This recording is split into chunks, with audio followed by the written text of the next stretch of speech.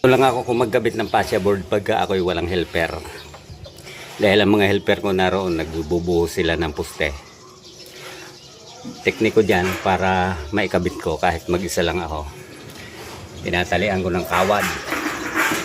Ito yan, hindi pa yan nakahinang. Tapos ginagatlaan ko bawat tapat ng kilo may gatla. Dahil yan ang isusuot dito sa ilalim ng tubular. Lahat yan na tapat ng kilo may gatla. Kinakaltasan ko na at may kawad, nakataling kawad siyang suporta. Yan o, nakasuporta yan para hindi bumagsak. Naikabit ko na yung kabilang dulo. Yung kabilang dulo doon. At ito naman ang ikakapit ko.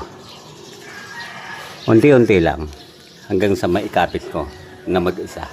Ganun lang ang teknik.